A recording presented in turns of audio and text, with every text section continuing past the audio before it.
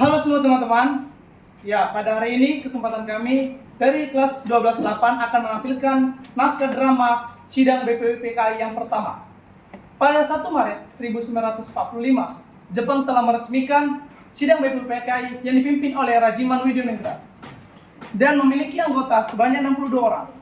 Dalam BPUPKI terjadi sidang pertama, yaitu pada tanggal 29 Mei sampai 1 Juni tahun 1945. Sidang pertama BPUPKI membahas tentang dasar negara Indonesia.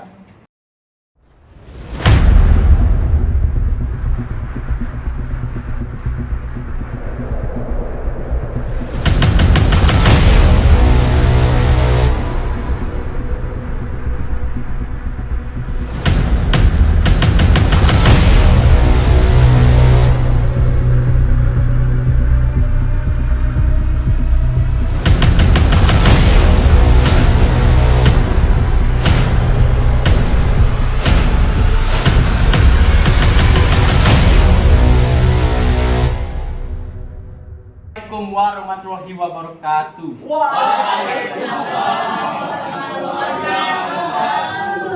Saudara sebangsa dan setanah air, mari kita mengucap syukur kehadiran Allah Subhanahu wa Ta'ala.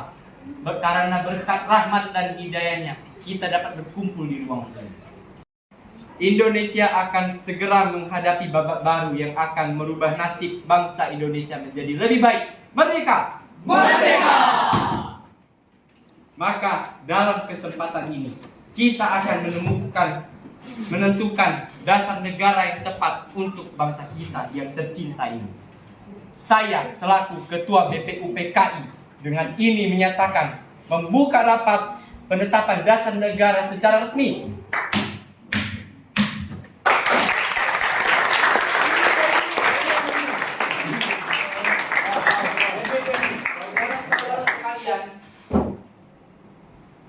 Kita memang punya tujuan yang sama. Namun jika Anda hanya berbicara di dalam kelompok itu, hanya percuma. Jadi, sampaikanlah usulan kalian di depan forum.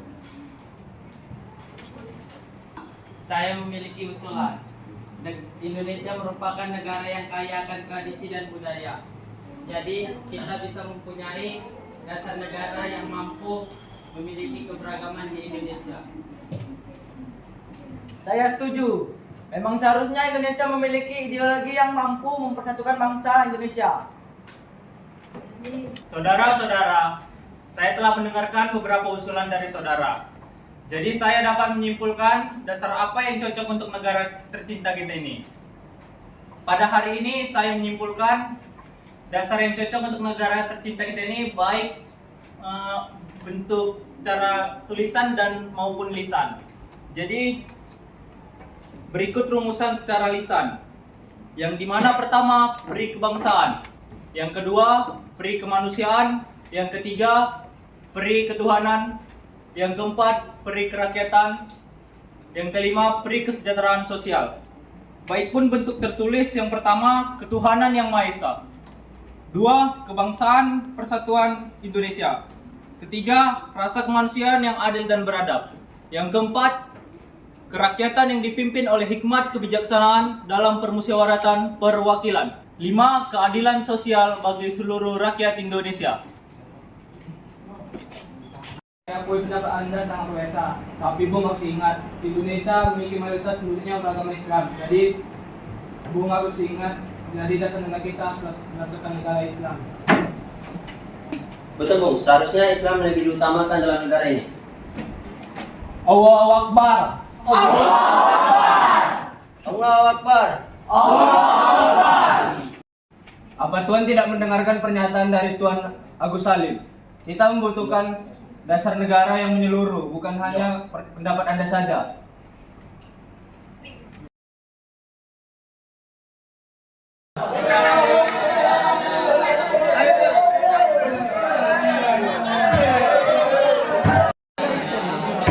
Tidak, saya tidak setuju. Benar. Benar. Tidak, saya tidak setuju begitu. Saya sependapat dengan saudara Muhammad Yamin karena mengandung unsur ketuhanan yang sesungguhnya telah mewakili keadaan warga negara Indonesia yang beragama-agama. Sidang diberhentikan dan belum juga mendapat dasar negara yang sesuai untuk negara Indonesia. Sehingga sidang dilanjutkan pada hari selanjutnya pada yang tanggal 31 Mei 1945 di ruangan Volksraad.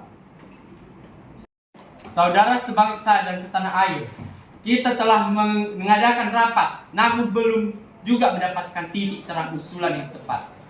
Hari ini kita berkumpul lagi untuk membahas hal yang sama, yaitu dasar negara. Saudara Notulen, silakan jelaskan kembali hasil rapat kemarin. Pada rapat sebelumnya terdapat satu usulan, yaitu pertama, ketuhanan yang Maha Esa; kedua, manusia yang adil dan beradab; tiga, persatuan Indonesia; keempat, kerakyatan yang dipimpin oleh hikmat kebijaksanaan dalam permusyawaratan perwakilan; dan kelima, keadilan sosial bagi seluruh rakyat Indonesia. Namun, pendapatan pada poin pertama.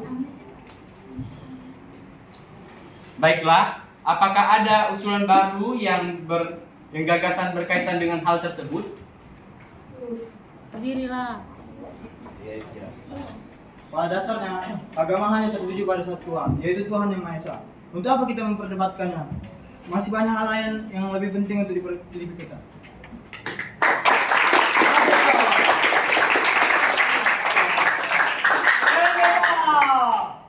Merdeka! Tapi Bung, saya meyakini bahwa Indonesia tidak bisa sekamar seperti itu. Indonesia negara Islam. Allahu Akbar.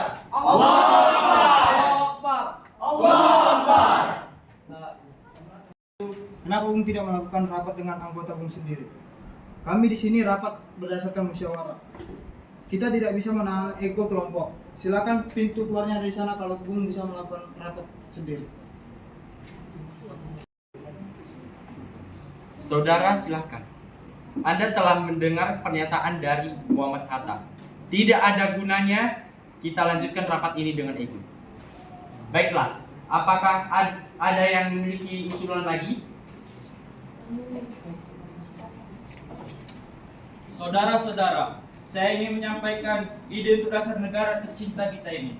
Berikut asas-asas dari saya. Yang pertama, persatuan. Yang kedua, kekeluargaan. Yang ketiga, keseimbangan lahir dan batin.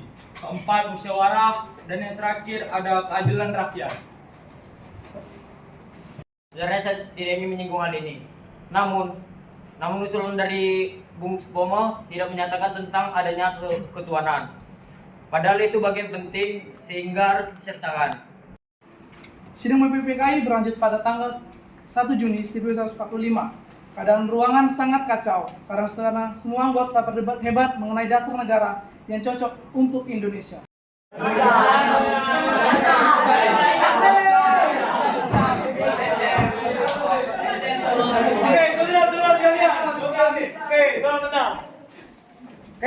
Terima kasih saudara-saudara sekalian telah tenang. Kita telah berkumpul di ruangan ini selama 3 hari hanya untuk membahas dasar negara. Namun kita belum menghasilkan dasar negara yang cocok untuk negara kita tercinta ini. Setiap kelompok rapat masih saja egois dan lebih mementingkan kepentingan golongannya dibandingkan kepentingan umum. Kita tidak bisa seperti ini. Untuk itu, izinkanlah saya untuk menyampaikan usulan saya tentang dasar negara yang akan saya bacakan berikut ini. Kita telah berjuang melawan penjajah. Kita telah bersatu untuk memperjuangkan tanah air yang tercinta. Maka haruslah kita tanamkan rasa persatuan pada diri generasi-generasi kita. Hal ini merupakan alasan butir pertama, yaitu kebangsaan Indonesia. Kemudian, bangsa ini merupakan bangsa yang baru lahir. Maka haruslah untuk menjalin hubungan baik dengan negara lain yang lebih dulu merdeka. Untuk menjalin hubungan itu di bidang sosial, ekonomi, dan politik. Hal ini merupakan dasar dari butir kedua, yaitu internasionalisme. Budaya dalam negara kita adalah merembukan suatu masalah secara bersama-sama demi mencapai jalan keluar. Hal ini menjadi alasan butir yang ketiga, yaitu mufakat. Kita tahu bahwa bangsa kita telah dijajah. Maka seluruh lapisan masyarakat bangsa kita harus merasakan apa yang dikatakan merdeka. Hal ini merupakan alasan butir keempat, yaitu kesejahteraan sosial. Dan yang terakhir, untuk merangkum itu semua, kita harus semua beragama, bukan? Maka kita harus memiliki pedoman, yaitu Tuhan yang Maha Esa. Bukan Tuhan dalam agama Islam saja, mereka mencakup seluruh agama yang ada di Indonesia, yaitu ketuhanan yang Maha Esa. Demikianlah usulan dasar negara yang dapat saya sampaikan. Semoga dapat mewakili semua pendapat saudara-saudara sekalian. Merdeka! Merdeka! Merdeka! Merdeka! Merdeka! Merdeka! Sidang kedua BPUPKI tanggal 10 Juli tahun 1945 sampai 17 Juli tahun 1945. Setelah dibuka oleh Ketua Dr. Ajiman Widoningrat, dilanjutkan penambahan anggota baru, yaitu yang pertama Abdul Fattah Hasan, kedua Asikin Natanegara, ketiga Surya Hamjo, keempat Muhammad Nur, kelima Besar Abdul Kafar. Kemudian Isur Soekarno selaku Ketua Panitia Kecil melaporkan hasil kerjanya bahwa Panitia Kecil telah menerima usul-usulan yang dibagi menjadi 9 kelompok, yaitu yang pertama meminta merdeka selekas-lekasnya, kedua mengenai dasar negara, ketiga unifikasi atau federasi, keempat bentuk negara dan kepala negara, kelima warga negara, keenam usulan daerah, ketujuh agama dan negara, ke-8 pembelaan negara, dan 9 dan usulan keuangan. Selamat pagi, salam sejahtera bagi kita semua. Yang terhormat panitia dan anggota-anggota Dokuritsu Junbi Josakai yang berbahagia. Marilah kita memanjatkan puji syukur kehadirat Tuhan yang Maha Esa bahwa kita semua dapat hadir di sini tanpa halangan sesuatu apapun. Saya selaku ketua mengucapkan terima kasih yang sebesar-besarnya dan kehadiran tuan-tuan sekalian. Dengan sambutan pembukaan saya ini, saya umumkan bahwa sidang BPUPKI yang kedua ini resmi dibuka.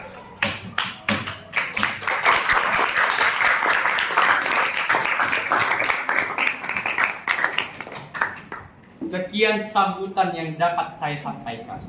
Bila ada salah dan kurang dari tutur kata saya, mohon maafkan. Terima kasih atas perhatian tuan-tuan sekalian.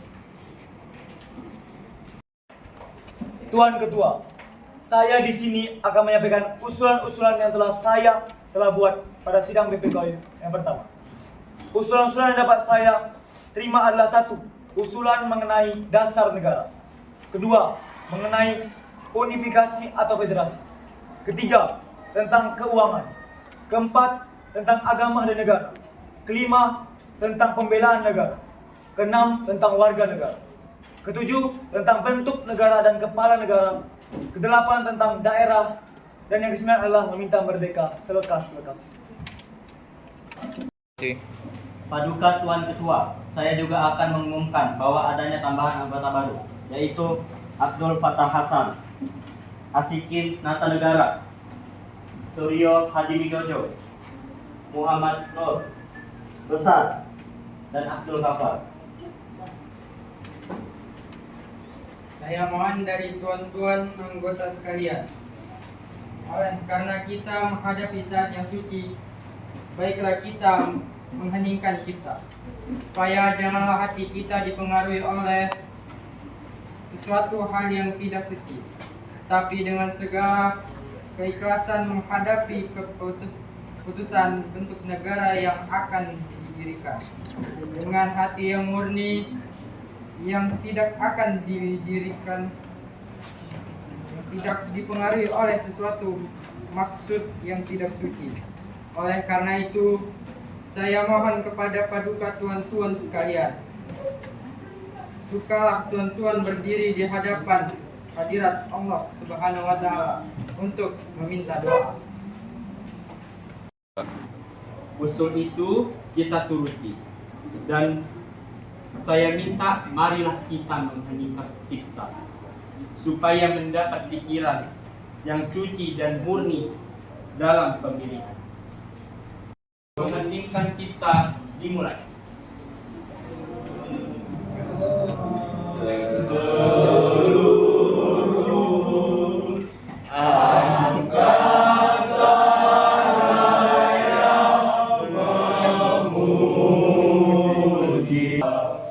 Namo Buddhaya. Bagi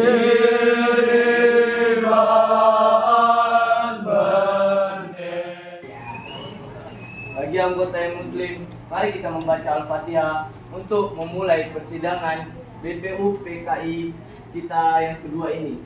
Dan bagi yang non-muslim, berdoa sesuai dengan keyakinan masing-masing.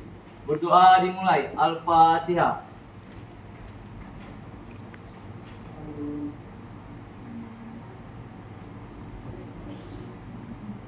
Mari kita mulai pemungutan suara dengan cara voting. Mengapa harus dengan cara voting? Mengapa tidak dengan musyawarah mufakat saja? Karena dengan voting kita bisa memutuskan masalah dengan adil. Kita juga dapat menghemat waktu dan tidak mengeluarkan kata-kata tidak penting. Marilah tuan-tuan, kita lakukan voting untuk menentukan dasar negara.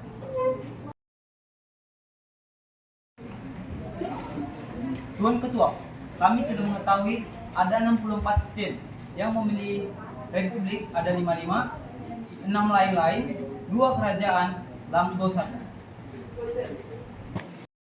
Saya mengucapkan terima kasih atas pekerjaan komisi.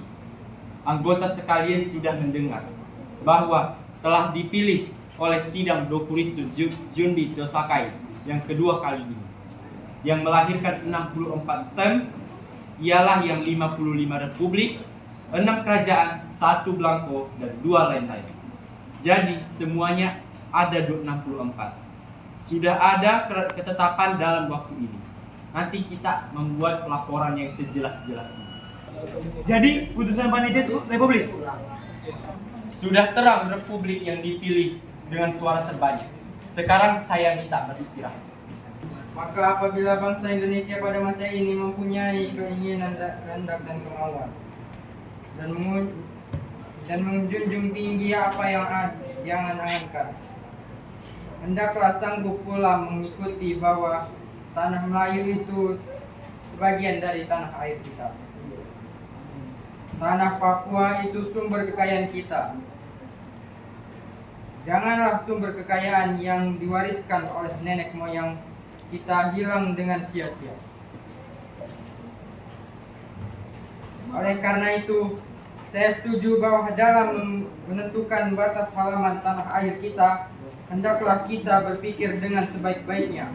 Janganlah didasarkan pada soal apakah kita sanggup atau tidak sanggup, tetapi pula apakah akan timbul kesanggupan akan merdeka atau tidak.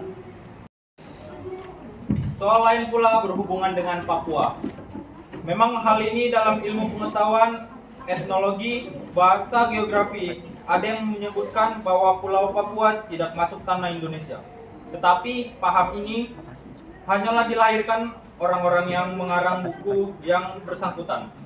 Tetapi ada juga paham-paham lain yang mengatakan bahwa seluruh Papua masuk Indonesia. Perkataan Indonesia dibuat oleh orang yang mempunyai paham yang mengatakan bahwa Indonesia melingkupi daerah Malaysia dan Polinesia.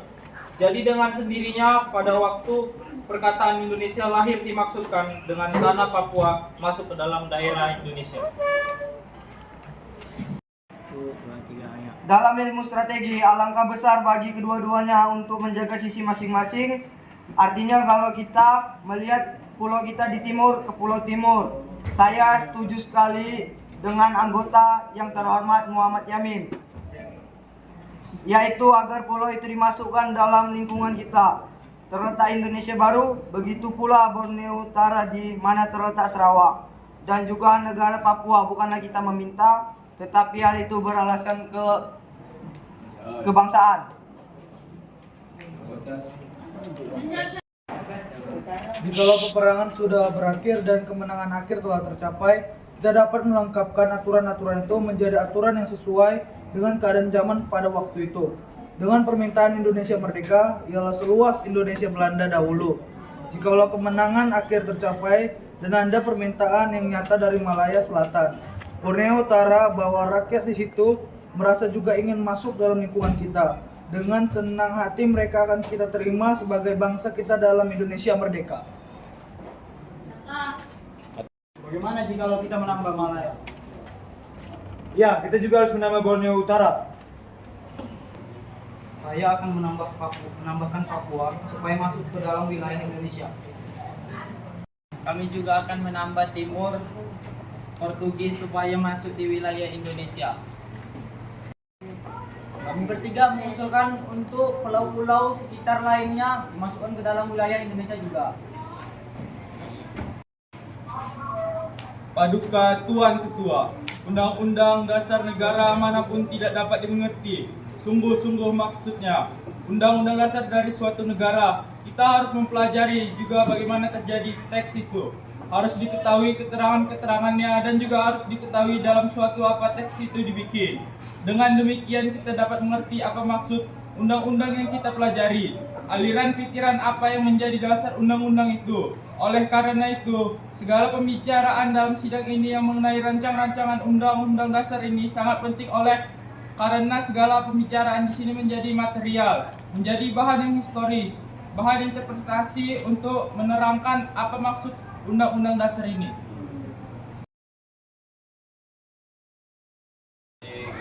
Drama sidang BPUPKI sukses! Indonesia merdeka!